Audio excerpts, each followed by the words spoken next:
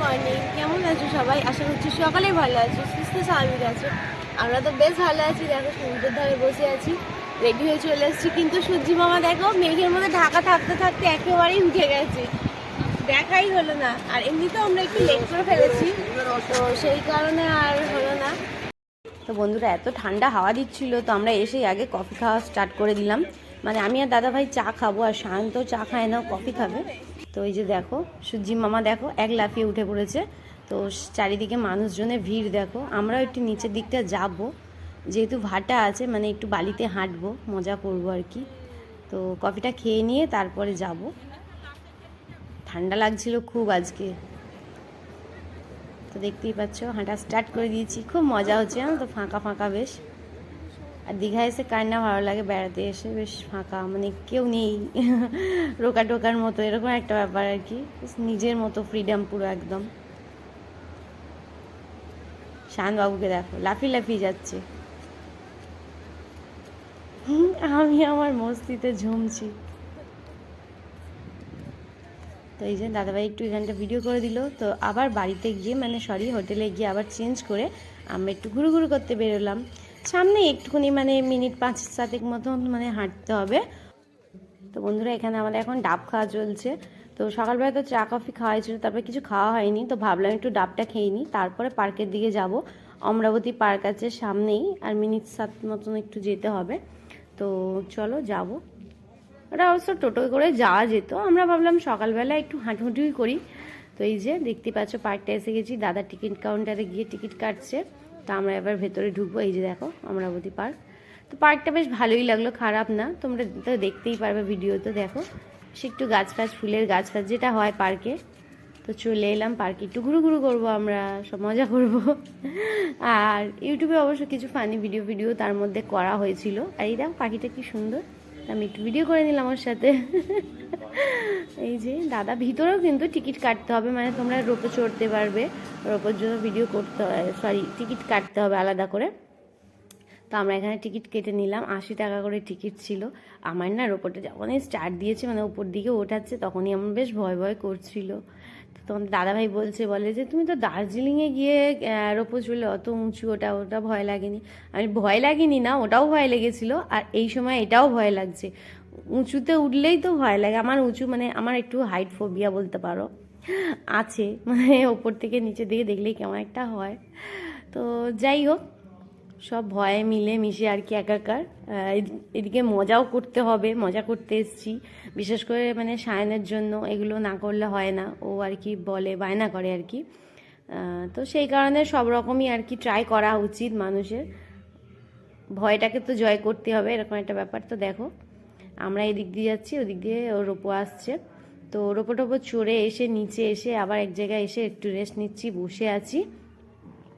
সামনে একটু 4-5টা ক্যাপচার করে নিচ্ছে তোমাদের সাথে শেয়ার করার জন্য। আমরা এখানে একটা কথা নিয়ে হাসাহাসি করছিলাম, সত্যি বেশ ভালো লাগছিল পার্কটা, নিরিবিলি আর কি বেশ। তারপর পার্ক থেকে বেরিয়ে যাবো, ক্ষুধাও পেয়েছে। তো দেখো খাওয়ায় চলে এলাম, এই যে ধোসা খাচ্ছি এখানে। আমার কিন্তু ধোসা খেতে খুব ভালো লাগে, কার কার ভালো লাগে অবশ্যই কমেন্ট করে জানিও। বিশেষ করে সাম্বার চাটনিটা দিয়ে তো খেতে আরও ইয়াম্মি লাগে।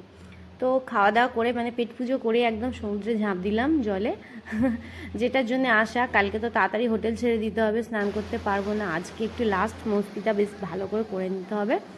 সায়ন আর আমি কিন্তু বেশ ভালো মজা করি, তোমাদের দাদাভাইও খুব মজা করে। সমুদ্র আমাদের তিনজনেরই প্রিয়, তো সেই কারণে থেকেই মনে হয় যে দীঘা, পুরী, মানে এইসব ট্যুরগুলো করতে ইচ্ছা করে। মানে বলে না, হাতে একটু টাকা এলেই আর কি মনে হয় যেন দীঘায় চলে আসি, অনেকে যেটা করে থাকে। কাছাকাছির মধ্যে ভালো ট্যুর আর কি, দুদিনের ছুটি পেলে। তো জানি অনেকেই এই ট্যুরটা করে থাকে। তো আপাতত আমরা হোটেলে ক্যান্টিনে খাওয়া দাওয়া করে ঘুম টুম দিয়ে নিলাম, তারপরে চলে এলাম, দেখতেই পাচ্ছ তোমরা, ওল্ড দীঘাতে। ওল্ড দীঘায় এখন অনেক কিছুই বেশ নতুন নতুন করেছে, আমরা এসেছিলাম অনেকদিন আগে, তখন এতটা ছিল না। তো যাই হোক, এবারে দেখো তোমরা, আমার একটু করে তোমাদের সাথে ক্যাপচার করছি, শেয়ার করার চেষ্টা করছি, যেটুকু যা পেরেছি আর কি। তো এই যে আমরা রেডি হয়ে বেরিয়ে গেছি, দেখতে পাচ্ছ আই লাভ দীঘা। এখানটা ফটো তুলবো কি, ফটো ভালো হচ্ছে না, মানে আলোর খুব প্রবলেম ছিল, তাও দু একটা যেখানে পেরেছি ফটো তুলেছি। বুঝতেই পারছো, ছবি না তুললে ঠিক হয় না, এরকম একটা ব্যাপার। তো এই যে ওল্ড দীঘার সামনেটা বসে আমরা একটুখানি ফের কফি খেয়ে নিলাম, তিনজনে কফি নিয়ে নিলাম, আর ঢেউয়ের এত জোরে আওয়াজ হচ্ছে, আমি ওটাই তোমাদের কাছে বলছিলাম যে মনে হচ্ছে আবার ঝাঁপ দিয়ে, এরকম মনে হচ্ছিল। ভীষণ ঢেউয়ের শব্দ হচ্ছিল, মানে সাপাত সাপাত করে ঢেউটা আছড়ে পড়ছে, বুঝতে পারছো? তো দাদা বলছিল আবার একটু নিচের দিকটায় গিয়ে বসি, সবাই বসছে, ভালো লাগে বেশ, নিচের দিকটা আরও কাছ থেকে দেখা হবে, ভালো ফিল হবে। তো আবার নিচটায় গিয়ে একটুখানি বসলাম, মিনিট 10 মতন বসেছিলাম। তারপর আবার তাড়াতাড়ি চলে যেতে হবে, মানে আমরা এসছি ওল্ড দীঘায়, নিউ দীঘায় যেতে হবে টোটো করে। তো একটু তোমাদের সাথে মার্কেটটাও চলো শেয়ার করে দিই। এই যে সায়নবাবু এগিয়ে এগিয়ে যাচ্ছে, এখন এই মুহূর্তে আমি ভিডিও করছি। তো যাই হোক, সবাই দেখছি হাঁটছে, মার্কেট বসেছে, মার্কেটটা তোমাদের ভাবলাম একটু ঘুরিয়ে দেখিয়ে দিই। টুকিটাকি জিনিসও কেনার আছে, কিনতে কিনতে তারপরে আমরা নিউ দীঘায় চলে যাব। তো চলো মার্কেটের ভিতরটা চলে এসেছি, দেখো কি সুন্দর দোকানপাটগুলো সাজানো, সব দোকানগুলোই বেশ ভালো লাগছে, মানে ভাবছি কি নেব না নেব।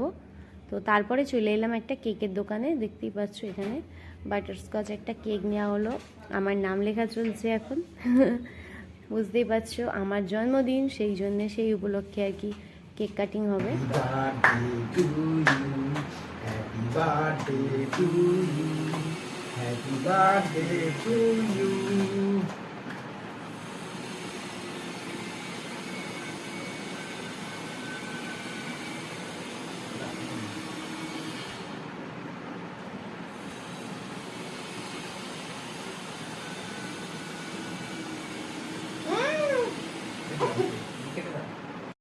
বন্ধুরা চলো, এটা তোমাদের জন্য, আমার জন্মদিনের কেক, সবার জন্য, আমার সকল বন্ধুদের জন্য। চলো টাটা। তো বন্ধুরা রাতের খাবার খেতে চলে এলাম, বিরিয়ানি নিয়ে নিয়েছি, এখানে এগ চিকেন বিরিয়ানি টেস্ট হয়েছিল তাই বলছিলাম। তো চলো সবাই ভালো থেকো, শুভরাত্রি, টাটা, আবার পরের দিন পরে ভিডিও দেখা হবে। Good night friends.